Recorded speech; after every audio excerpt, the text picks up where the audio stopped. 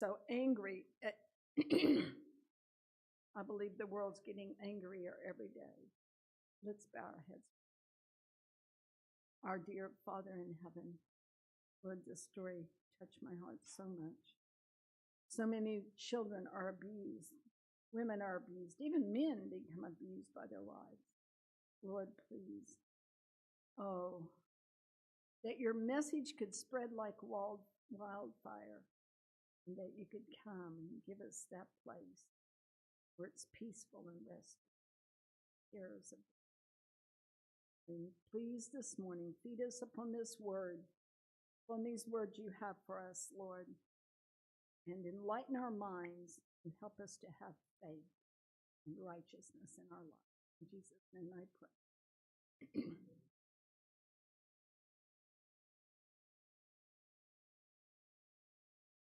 Okay. The covenant with Abraham. We've talked about covenants before in our lessons. And covenants. Two-way promise, isn't it? God gives us promises, but there's always a condition that has to be followed through with it.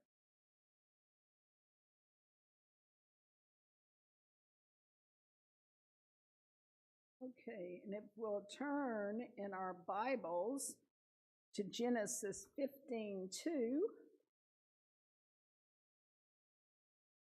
Genesis 15:2.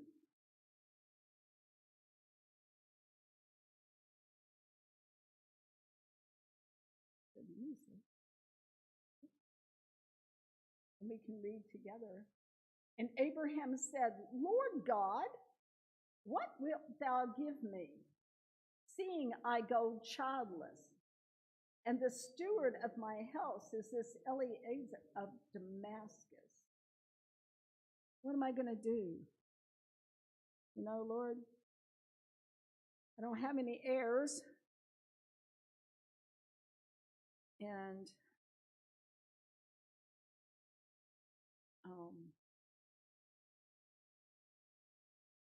the Lord had said he would make of Abraham. He had already told him in Genesis 12, verse 2. Let's start in 1. Genesis 12. Now the Lord had said unto Abram, Get thee out of thy country and from thy kindred and from thy father's house into a land that I will show thee. And I will make of thee a great nation.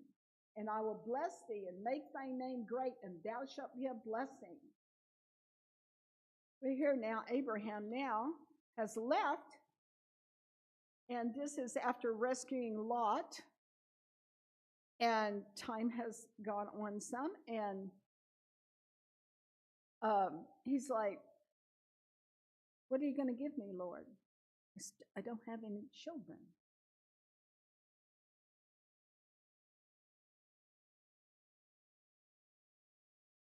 And the Lord is going to answer him.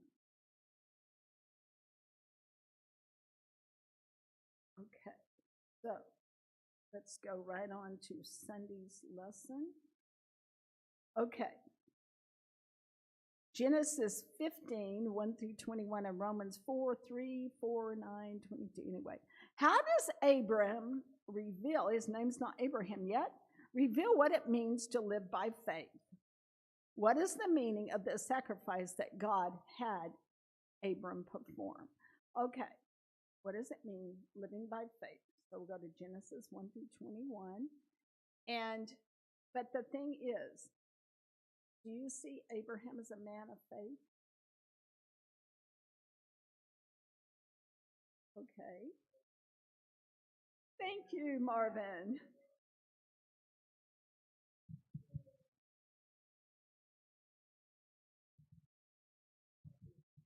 The introduction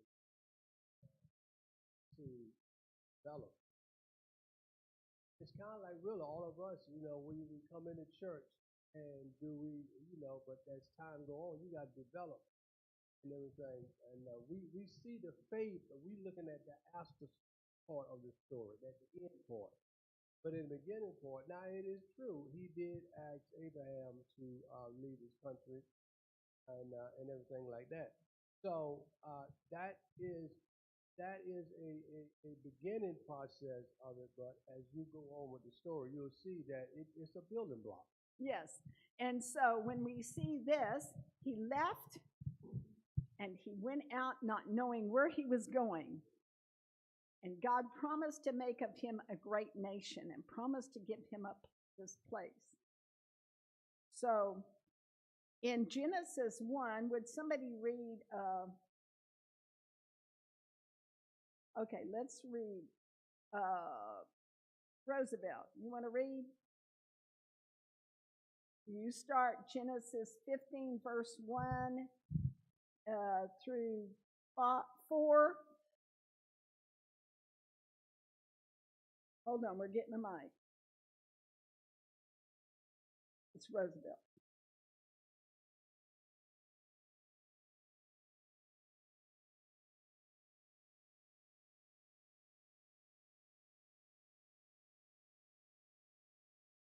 Put it up closer to your mouth.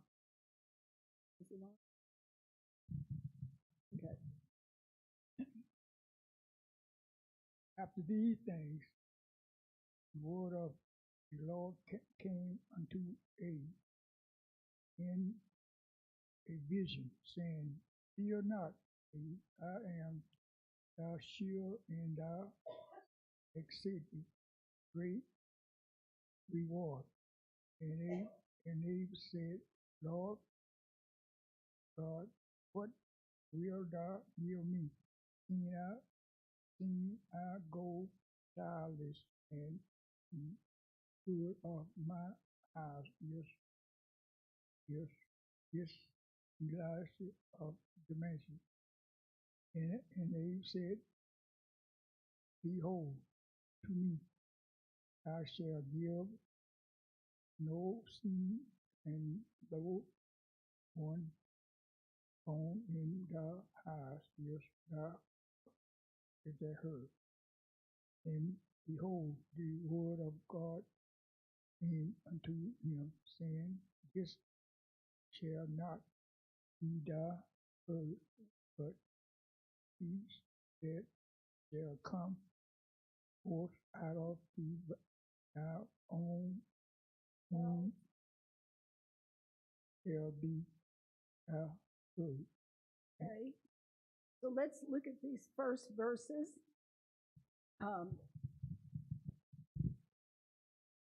This is after he had given tithes of all and saved Sodom from these other kings and Lot and his family. And God came to him in a vision. You know, can you imagine how many times God came and spoke to him? When I think of this, here we are several years from the flood, and God still communicates in person, really, to Abraham. And he says, it's a promise here. I am thy shield and thy exceeding great reward. That's something we all need to remember. If we want to have faith, we need to remember God is our shield and that our exceeding great reward. Now, he told him this, and then on we go with the story of Abraham. So he reassured to Abraham that one born of his own bowels would be his heir. Okay, and then let's see, Richard, you want to read 6 through 9? 5 through 9, I'm sorry, 5 through 9. Hold on. He brought him forth abroad, and said, Look now toward heaven, and tell the stars, and if thou be able to number them. And he said unto him, So shall thy seed be. And he believed in the Lord, and he counted it to him for righteousness. And he said unto him, I am the Lord that brought thee out of Ur Dees, of the Chaldees. Deus, to give thee this land to inherit it. And he said, Lord God, whereby shall I know that I shall inherit it? And he said unto him, Take me an heifer and 3 years old, and a she-goat of 3 years old, and a ram of 3 years old, and a turtle dove, and a young pigeon. Okay. Mike, go ahead and read 10 through 13. And he took unto him all these, and divided them in the midst, and laid each piece one against another. But the birds divided he not. And when the fowls came down upon the carcasses, Abraham drove them away. And when the sun was going down, a deep sleep fell upon Abram, and lo, and horror of great darkness fell upon him. And he said unto Abram, Know of a surety that thy seed shall be a stranger in a land that is not theirs, and shall serve them, and they shall afflict them 400 years. As far as you want me to 13. yeah, 13. Oh. All right. Well, actually, Marvin, you want to read 14 through 17. I want to read this whole little passage here.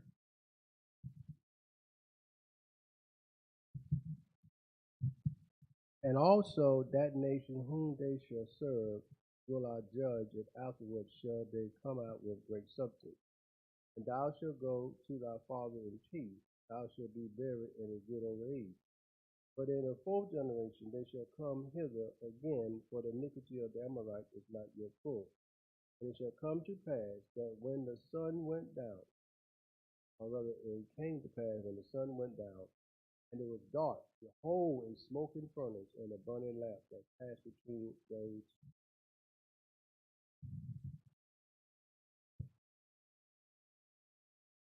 Okay. All right. And then in that same day, God made a covenant with him that he would inherit this area, okay, this land that God had for him. Okay, so he repeated to him again that one out of his own bowels would be his heir. And he brought him out to look up at the stars. How many of you can count the stars?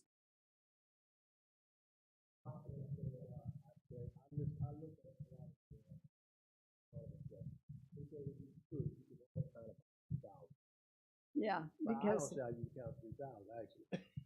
because it goes on and on. Yeah. And they, even with the higher powered whatever, they keep saying they've discovered more things. But I want to make a notation on the fact that we're talking about how God. It's really interesting when you really think about. Now God appeared to Noah and told him, said, now what are you going to do, and told Noah what to do and everything like that, right? And now 120 years. Now, I don't see anywhere where God came back to Noah 50 years later and said, no, you got the first floor built, and that's pretty good. I'll come back again. You know what I mean? He 120 years. That's a long time, isn't it? I mean, it. Now, here is God talking to Abraham on several occasions. And, this text here telling us that God literally really was talking and doing all this stuff.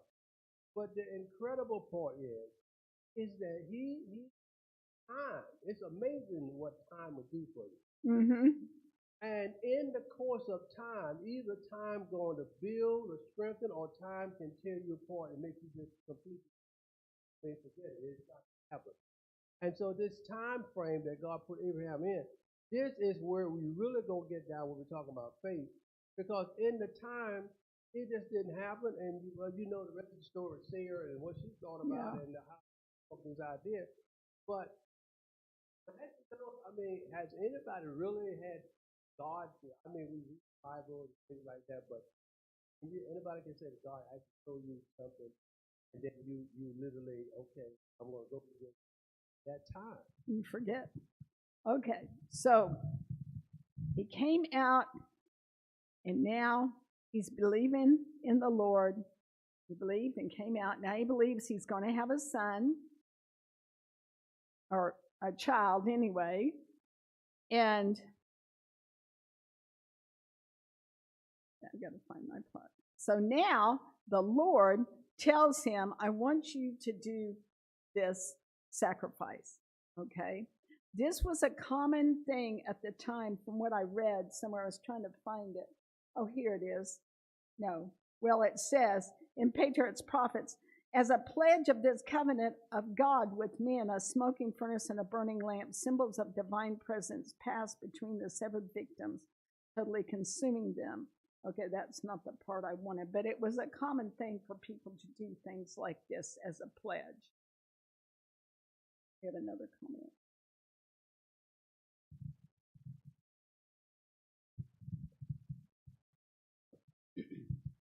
I wanted to grab a little bit on what Marvin said about God talked to Noah and went away, and then God coming to Abraham often to talk to him.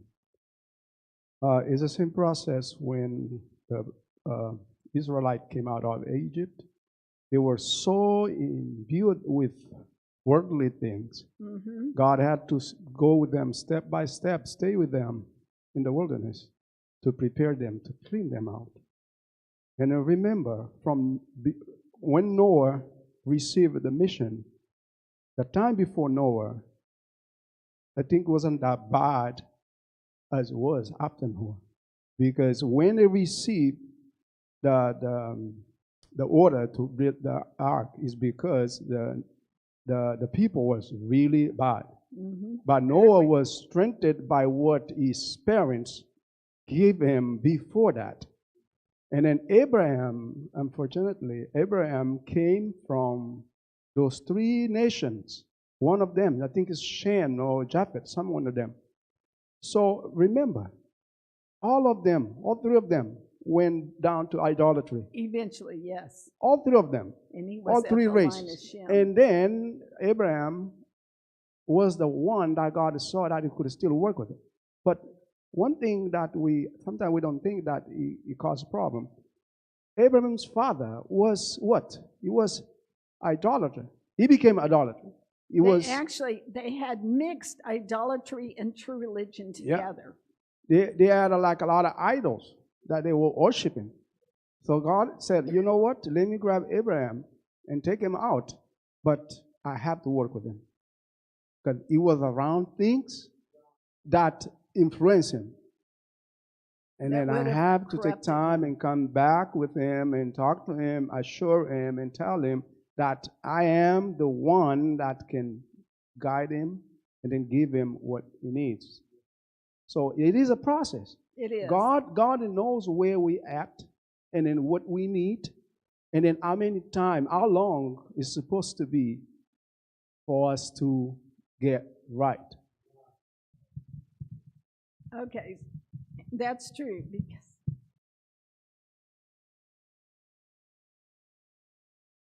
I want to get to a point here in this passage. We see where God did talk. But, they didn't have the written word there. No, they didn't. But they did have forefathers told to them. They seen also disobedience leading to curses. But today we have word. Doesn't mean that God does not speak to anybody today. Voice.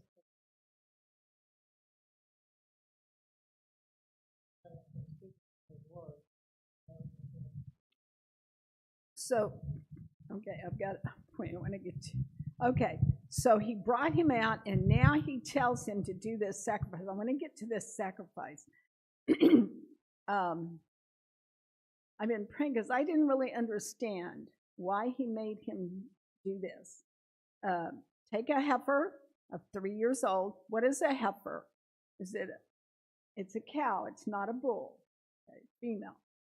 And a she-goat of 3 years old. a female, and a ram of 3 years old. It's a male. And a turtle dove and a young pigeon. What came upon Jesus when he came up out of the water at baptism? A dove. Doesn't say a pigeon, although they're close in sort of the same things, but a pigeon isn't quite as peaceful and lovely as a turtle dove. And take these and divide them, I'll get that. But when I was reading that passage the other morning, I said, I never understood this. But look at this. You have one male, you have two females, and you have a young pigeon and a turtle. See anything here? And plus, the Lord is going to go on to tell him the prophecy of his offspring. One man, two women, and two children. It's like, wow.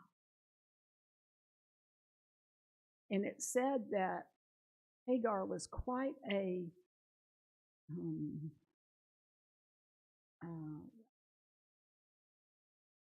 she was quite, oh, that was in another. Anyway, that she was quite a woman, quite, I wanted to use the word boisterous, but that wasn't it. Anyway, and then when she ended up having Ishmael, she's very much, her character comes out. But I think as a woman, and I had a child by a very prestigious man, I mean, being like that, a godly man, I might be tempted to be a little boastful and too, because now my child is going to become the heir. Well, anyway, I thought of the two children, but then he goes on and he's trying to do what? He's keeping the birds and the fowls away from these pieces of flesh, and I imagine it was quite something. He's doing this most of the day, and he gets tired, don't you think? So now, the sun is going down, and he falls asleep. He's worked hard at trying to keep these, protect them. Does he protect? Does he try to protect Hagar and Sarah, especially from each other? He had quite something to deal with that. And protect his children. Okay, so he falls asleep. And the Lord said unto him, verse 13, know of a surety that thy seed shall be a stranger in a land that is not theirs, and shall serve them, and they shall afflict them 400 years. A horror of great darkness. Now, how would you feel? God has promised you that you're going to have an heir, and you're going to have a mighty nation, and now you're going to learn it isn't going to be hunky-dory for them, is it? They're not going to be in that land of promise right at the beginning. And goes on to tell them what will happen to them and when they will be brought out. Well, when the children of Israel, I jumped into my verse 17, and it came to pass that when the sun went down and it was dark, behold, a smoking furnace and a burning lamp that passed between those pieces. You thought about that one? I couldn't really find a place where it meant that, but Gene? We're talking now, he's learned about the prophecy about his people, his future generations, and then this passes through those pieces. That passage, Genesis 9 to 11, is saying a whole lot in that also. A little bit more than you count. Yeah. It's bringing what his people will be going through. That's what I was just talking about. How they gonna be 400 years. So he has this horror of great darkness. That's not very good news, is it, that he's hearing? And then we see this smoking furnace and a burning lamp. And it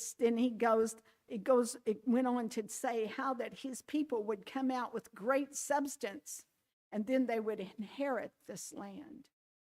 When the Lord took the children of Israel, led them, what did he lead them by? What was his presence in?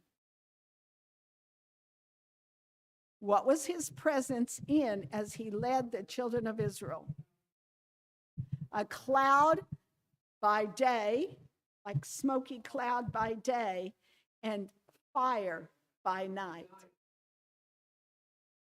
It was so clear then that he gave them in his presence. That symbol of the smoking furnace and a burning lamp was the symbols of his divine presence. His presence was with Abraham. His presence would be with his offspring. I thought that was just amazing. Anyway, and so now he has renewed Abraham's faith. The sacrifice is consumed. And now let's go on to Monday. Yes. Go ahead. It's a comment from E.G. White on 9:15:9-11. Yes. Let nothing mar your sacrifice. Watch as faithfully as did Abraham, lest the ravens or any birds of prey alight upon your sacrifice and offering to God. Every thought of duty should be so guarded that it will not see the light of day by utterance. Light always flees from words which honor the powers of darkness. Letter 7, 1892. So, guard that we don't have doubts. So we're going to Monday. Abraham's doubts. He's just been renewed, encouraged, and having faith that God is going to do what he says he will do. So then we're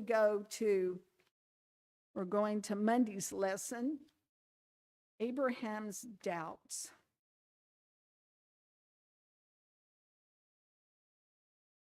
And we're not going to read the passage. Okay, but Sarah, had she borne him any children? No. And what did Sarah come in and say to Abraham?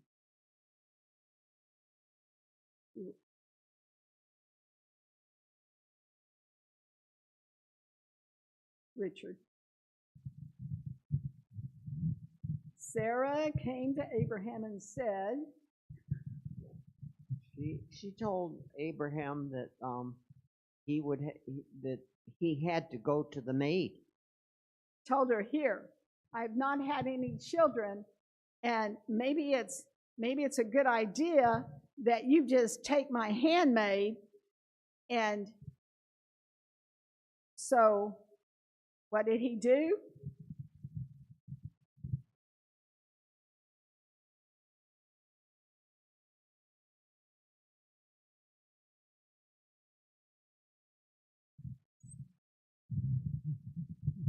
Now, I don't want to stir up no wrath between the women in here, but sound like Sister Eve was trying to hand something out to her. I came to that conclusion You know too. I mean? It sounded like Sister Eve was all up at Sister Sarah. Look here, let's try this. You know what I mean? Yeah. Now, Abraham already heard God, so really the bigger favor really was on Abraham, because Sarah didn't have no vision and none of that kind of stuff. No. Talking to God, looking up at the star, but Abraham did. And so really everybody's eyes from heaven was on Abraham. Now what is he going to do about this stuff here, you know? And but this is something that we really need to just take a moment and ask ourselves, have we been in similar situation at some time that somehow or another, through lapse of time, we just kind of get unraveled, you know what I mean? Because I'm looking at this because there's got to be something really precious in this experience that, I mean, here's God talking, just like you got you saying, what the Bible revealed that he says. So it is a struggle. So, if you're getting old and she getting your time running, you know what I mean? Like, this thing, I'm really going to do so. And we're living in the last time. Is Jesus really going to come? Is he really going to get here? You know, I mean, is this really going to happen? And prophecy says it's really going to take, and we get caught off. And Jesus said himself, "Say, I tell you what, for you know not what hour." You know what I mean? So it's something that we need to ponder in our personal life that we do go through something. So it's really an amazing story to look, and it helps us to see that we all we make mistakes, yet can overcome it. Good. You know, and I do believe, as he says, it's the E. It was an E factor. Look at Job. What his wife say? And Eve tempting her husband, Job's wife tempting him, and now here's Sarah. And okay, men, he got on the women. I'm gonna get on you. Are you upholding? Are you the priest? Are you the man of God that you should be? Because he should have said, God came to me. This is what happened. He told me again, yes, you will have a son. Encouraging. Okay, Patriarchs and Prophets, page 145. It says, Abraham had accepted without question the promise of a son, but he did not wait for God to fulfill his word in his own time and way. A delay was permitted to test his faith in the power of God, but he failed to endure the trial. Thinking it impossible that a child should be given her in her old age, Sarah suggested as a plan by which the divine purpose might be fulfilled that one of her handmaids should be taken by Abraham as a secondary wife. Polygamy had become so widespread that it had ceased to be regarded as a sin, but it was no less a violation of the law of God and was fatal to the sacredness and peace of the family relation. Abraham's marriage with Hagar resulted in evil, not only to his own household, but to future generations. God gives light to those who honestly desire light and truth, but it is not his purpose to remove all cause for questioning and doubt. He gives sufficient evidence to found faith upon, and then requires man to accept that evidence and exercise faith. Isn't that, I mean, we can doubt. God's not going to make us not doubt. Mike has it. But he gives evidence. He lets things happen in our life that give us evidence too. But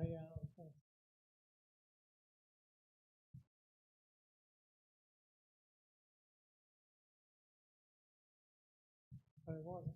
No. But when she said that, Abraham had faith. But wondering too why didn't he? But the thing was, he thought about it. He contemplated what she was saying. Yeah. Anyway, he should have prayed about it with God and he didn't. No. Didn't do that. So his faith it just shows us that no matter how strong it looks, the faith that we have may be good, but we can't fall. Trust him. They thought they could. We can't. That's the thing. We began to plan and plot. What happened with Joshua when he got into the land of Canaan? He decided to go against, was it Ai? And God hadn't told him to go do that yet. If you look at all the generations, they keep getting weaker and weaker all the time. But I have a question. Do you believe that any of these women were abusive to them? Women? Yeah. Oh, yes. Like Sarah. She abusive to her husband? Oh, who? I'm sorry. Sarah, was she abusive to her husband? To Abraham? I Do you don't think she was abusive? I don't. But think about it. Think about it. He's supposed to be the priest of the household. That means he's a strong individual, leader, organizing his home. But behind closed doors, what women do? We women know what we do, right? Behind closed doors. But honey, you know, pushes, and she pushes. Because she knows he's weak. She sees the weakness in him. And that's how we ended up in the situation that we was. The persuasion, the influence of that woman or people around you will make you do things, even though God spoke to you. God spoke to him. And yet, behind closed doors, his wife said, "But honey." It's true. It's almost like it's a form of abuse. it's like Satan. It's like Satan using the serpent to talk to Eve. Mona has a comment too. Like Satan using the serpent and making an argument. You know, these false statements. Mona. Okay. But do you want to say January? Yeah, she has one. But anyway, it's those subtle things that people can do to influence us, used by Satan. All these stories that we're having in the scriptures are for our examples. And the time's coming in our own lives, and even now, that we're tempted to doubt. We're tempted not to wait when God has already said what he's going to do. He has his promises, and yet we doubt him because we're not waiting long enough. And so it's going to be harder and harder as the time comes to the end. And all the influences around us, our children, our neighbors, the authorities are going to say, well, why are you doing this? You know this, that, and the other. That's why it's so important that we know what the Word says and stand on that, and that only, or we will fall. Do we get weary of waiting? We get impatient, so we start maybe little suggestions get in our mind, and we begin to roll it over and say, oh, maybe we should be doing this, or maybe we should be doing that, when what we really need. I've had oftentimes when I pray about things, and I've had God say, you need to be patient. You need to be patient. I'm like, okay. And then